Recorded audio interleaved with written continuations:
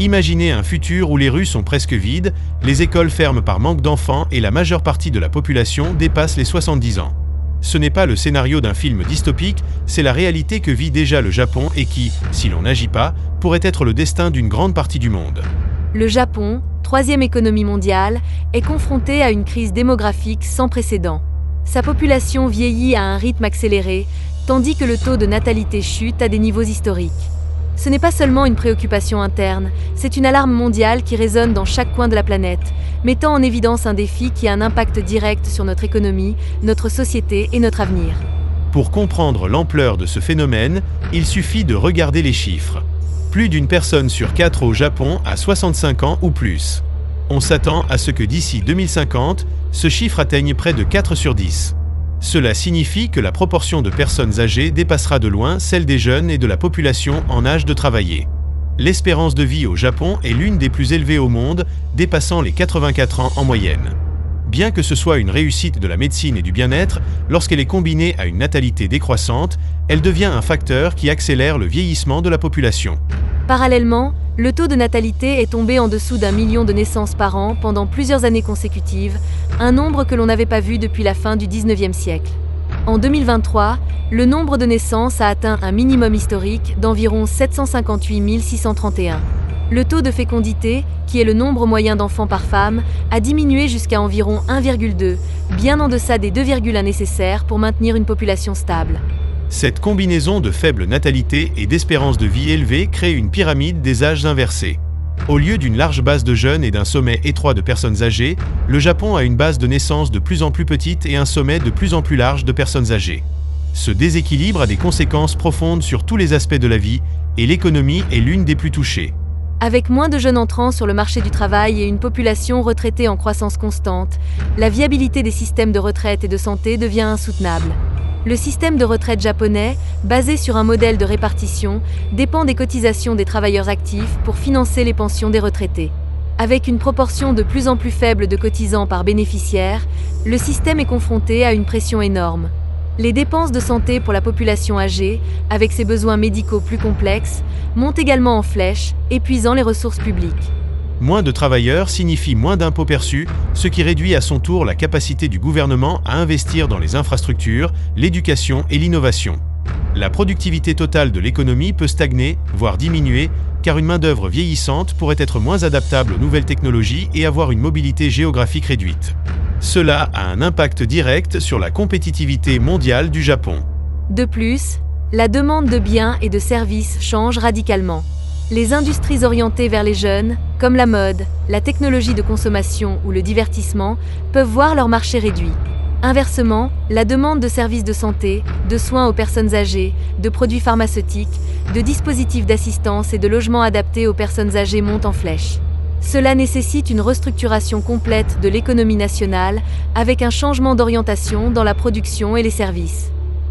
Au niveau social, l'impact est également considérable. Les communautés rurales, en particulier, subissent l'exode des jeunes vers les grandes villes à la recherche d'opportunités d'emploi et d'éducation, laissant derrière elles des villages fantômes avec une population vieillissante. Cela déchire le tissu social, avec moins d'interactions intergénérationnelles et une perte de traditions et de coutumes locales à mesure que les porteurs de cette culture disparaissent. La cohésion sociale peut être affectée. Le manque d'enfants dans les quartiers réduit la vitalité des communautés. Les écoles ferment leurs portes en raison de la diminution du nombre d'étudiants et les temples locaux, centres de la vie communautaire, voient moins de participation.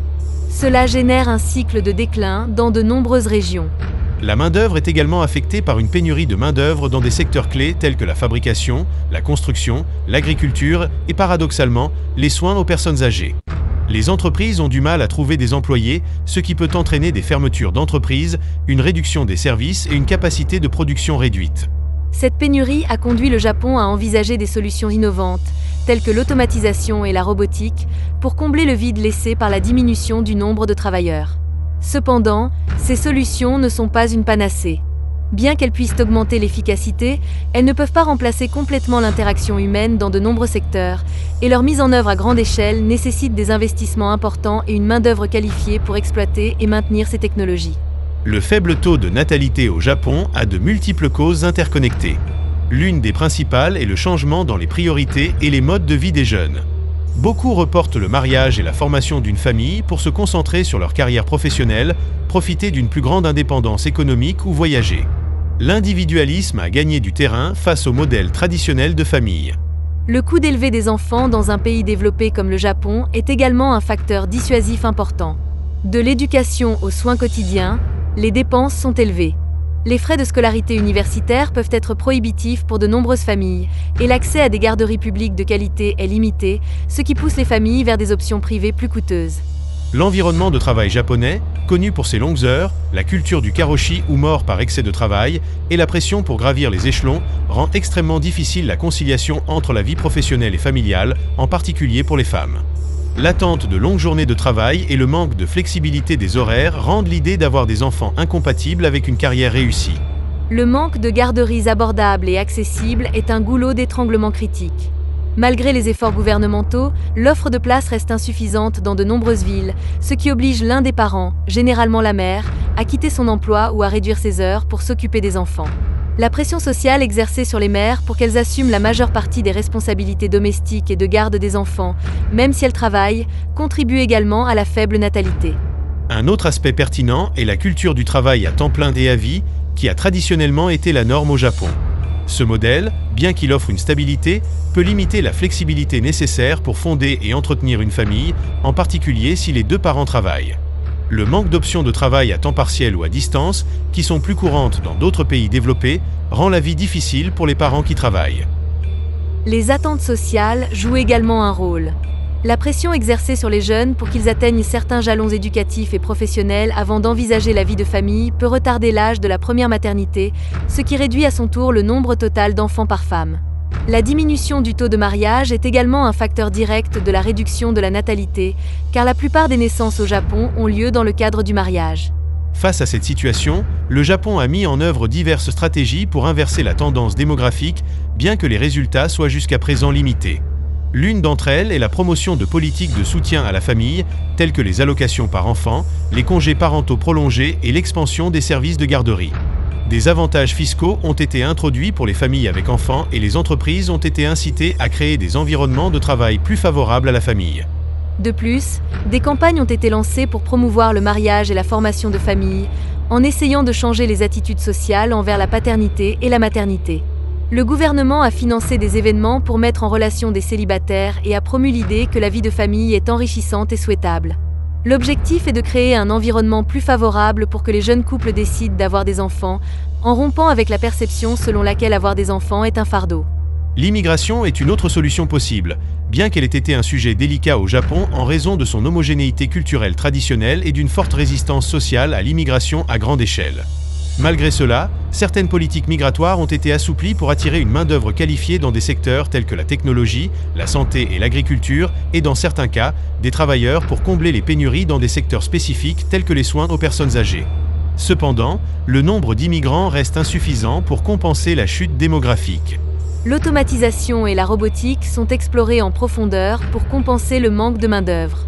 Des robots de service dans les hôpitaux qui assistent les infirmières aux systèmes automatisés dans les usines qui fonctionnent avec une supervision humaine minimale, la technologie est considérée comme un allié crucial pour maintenir la productivité dans un pays où la population active est en déclin. Cela comprend le développement de robots qui effectuent des tâches répétitives ou dangereuses, libérant ainsi les travailleurs humains pour des rôles à plus forte valeur ajoutée. La télémédecine et les soins aux personnes âgées basés sur la technologie sont également en plein essor. Des capteurs intelligents qui surveillent la santé des personnes âgées à leur domicile, des moniteurs à distance qui permettent aux médecins de diagnostiquer et de consulter à distance, et des systèmes d'assistance robotique qui aident à la mobilité ou aux tâches quotidiennes, contribuent à améliorer la qualité de vie des personnes âgées et à alléger la pression sur les aidants humains, qui sont également rares. Au niveau mondial, ce défi démographique se propage rapidement. Les pays européens comme l'Italie, l'Espagne et l'Allemagne, ainsi que les nations asiatiques comme la Corée du Sud et la Chine, connaissent également des taux de natalité en baisse et des populations vieillissantes. Les causes sont étonnamment similaires: l'évolution des modes de vie, l'augmentation de la participation des femmes à la population active, le coût de la vie et le manque de soutien adéquat aux familles. En Europe, l'Union européenne a encouragé les politiques de conciliation familiale, les incitations fiscales pour les familles nombreuses et la promotion de l'immigration comme stratégie pour atténuer l'impact du vieillissement. Cependant, l'efficacité de ces mesures varie considérablement d'un pays membre à l'autre et le défi persiste dans une grande partie du continent. La Chine, par exemple, est passée de la politique de l'enfant unique à l'autorisation de 3 enfants par couple, dans le but d'inverser sa propre crise démographique. La mise en œuvre de cette nouvelle politique s'accompagne de mesures visant à réduire les coûts d'éducation des enfants, telles que la réduction des frais de scolarité et l'augmentation du nombre de garderies. Ces politiques, bien que récentes, reflètent l'urgence de la situation et la nécessité d'actions énergiques dans une nation qui sera bientôt confrontée à une population vieillissante énorme. La Corée du Sud affiche le taux de natalité le plus bas au monde, avec un chiffre alarmant d'environ 0,7 enfants par femme. Les pressions économiques, le coût exorbitant du logement dans les grandes villes et les attentes élevées en matière d'éducation et de travail contribuent à ce que les jeunes retardent le mariage et la paternité ou décident de ne pas avoir d'enfants du tout. Le gouvernement sud-coréen a mis en place une série de programmes de soutien à la famille, mais la tendance n'a toujours pas réussi à s'inverser et la nation est confrontée à un avenir démographique très incertain. Le défi démographique n'est pas seulement un problème de chiffres. C'est une question de résilience sociale, de durabilité économique et d'adaptabilité culturelle. Il exige une réflexion approfondie sur la manière dont les sociétés valorisent la vie de famille, le travail et le rôle des générations futures. C'est un carrefour qui nous oblige à repenser les modèles économiques et sociaux que nous avons construits. Pour relever ce défi à l'échelle mondiale, il est essentiel que les gouvernements et les sociétés collaborent à l'élaboration de politiques intégrales. Cela comprend l'investissement dans des systèmes de garde d'enfants accessibles et de qualité, tant dans les garderies que dans le soutien aux parents qui choisissent de s'occuper de leurs enfants à la maison. Il faut prioriser la promotion de l'égalité des sexes au travail et à la maison, en reconnaissant que les responsabilités parentales doivent être partagées. La création d'environnements de travail flexibles est cruciale. Cela signifie encourager le télétravail, les horaires flexibles et les congés parentaux généreux pour les 2 parents, sans que cela ne pénalise leur carrière professionnelle. Les entreprises ont un rôle fondamental à jouer dans la création d'une culture qui soutient la vie familiale. Il est également crucial d'encourager la recherche et le développement de technologies qui peuvent aider à atténuer les effets du vieillissement de la population, comme l'intelligence artificielle pour les soins de santé, la robotique pour l'assistance domestique et professionnelle, et des solutions de transport adaptées aux personnes âgées. L'innovation technologique peut être un moteur d'adaptation. L'éducation joue un rôle vital. Il est nécessaire de sensibiliser les nouvelles générations à l'importance de la démographie et aux conséquences possibles d'une population vieillissante et à faible natalité. Cela ne signifie pas de faire pression sur les gens pour qu'ils aient des enfants, mais de leur fournir les informations et le soutien nécessaires pour qu'ils prennent des décisions éclairées sur leur avenir familial et pour qu'ils comprennent comment leurs décisions individuelles peuvent avoir un impact sur la société dans son ensemble. Enfin, il est essentiel d'être plus ouvert à l'immigration dans les pays qui en ont besoin pour compenser la pénurie de main-d'œuvre et rajeunir leur population. Cela doit se faire de manière ordonnée et avec des politiques d'intégration qui profitent à la fois aux immigrants et aux communautés d'accueil, en veillant à ce que les nouveaux résidents se sentent bien accueillis et puissent contribuer pleinement à la société. La diversité culturelle que l'immigration peut apporter peut également être un moteur d'innovation et de croissance. Le cas du Japon est un miroir dans lequel le monde doit se regarder. Les décisions que nous prenons aujourd'hui concernant la démographie auront un impact durable sur l'avenir de nos sociétés et de nos économies. C'est un appel à l'action pour construire un avenir plus équitable, durable et résilient pour tous. Ce défi mondial nécessite une réponse coordonnée et une vision à long terme. Explorateur, l'histoire du Japon nous montre que le défi démographique est complexe et multiforme, mais pas insurmontable. Il exige de l'innovation, de l'adaptabilité et surtout une volonté collective de construire un avenir où toutes les générations peuvent prospérer.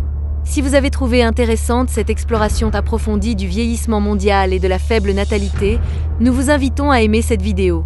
Votre soutien nous aide à continuer à vous apporter du contenu de valeur et à explorer ensemble les thèmes les plus pertinents de notre temps. Partagez cette vidéo avec vos amis et votre famille afin qu'un plus grand nombre de personnes puissent comprendre ce phénomène crucial et se joindre à la conversation mondiale sur notre avenir démographique. Et bien sûr, abonnez-vous à la chaîne Explorando si ce n'est pas déjà fait.